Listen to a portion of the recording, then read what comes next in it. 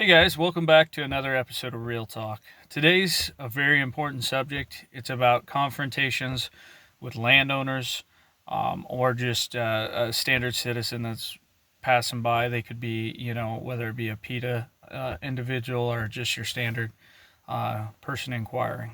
Okay, so there's several things to keep in mind in these situations, but let's just start out with the basics.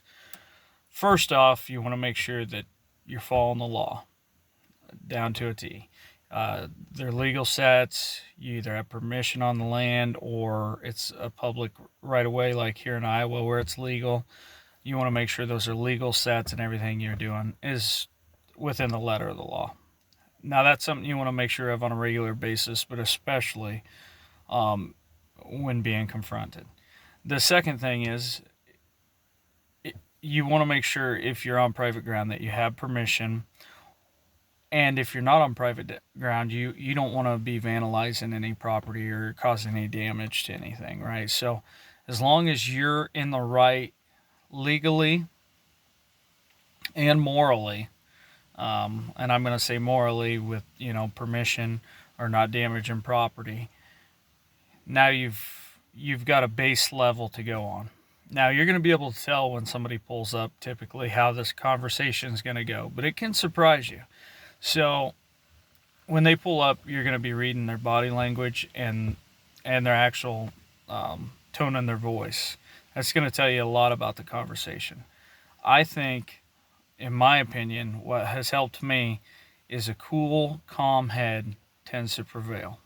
All right. So as they go through each subject, you keep a cool, calm mind and you be respectful.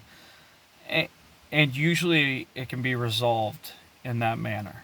Okay, so first thing they always want to do is mention, oh, well, I'll call the DNR. This isn't legal. And you say, that's fine. I'll call them if you want. I know these sets are legal.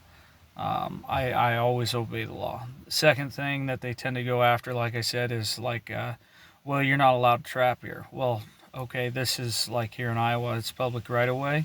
I'm a certain amount of feet from that. I'm legal. This is a legal set. And if you're on private ground, hey, I've got permission. So this is 100% okay. I'll call the landowner. We can get this resolved. Now gets that awkward point where they're out of reasons. You're not causing damage. You're not breaking the law. Now they're out of reasons. They're caught off guard. So here's where it can get a little awkward. Now the key thing, like I said, is maintain that respectful level. Now, I'm not saying let them bully you. In my opinion, I will be firm with my opinion and not apologize for being a trapper. Okay, so with that being said, I'll be respectful, but you're not gonna put me on defense. I know I'm doing the right thing.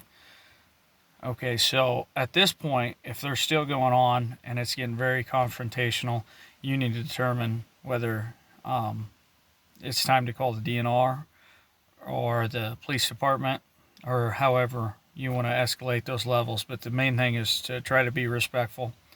Then there's the way to go where you're not respectful anymore. And I think at that point, in my experience, it's better off just to say, you know what? I'm leaving. I've offered to call DNR. I've offered to call the landowner. Everything here is A-okay. I'm just going to go ahead and leave, right? Remove yourself from the situation. That's, in my opinion, and with the experiences I've had, is the best way to handle the situation. I have had some scenarios where I've let things get out of hand on my side a little bit. Not too crazy, but I have been in those situations. And so I don't recommend it. I recommend keeping a calm, cool head and being respectful and then just following those levels. That's what's worked for me. That's what I've gone to. I've always been the guy who follows the law and is respectful of property and always gets permission. I'm not going to say I haven't made mistakes, but most part I'm right there. I'm that guy that I wanted to be.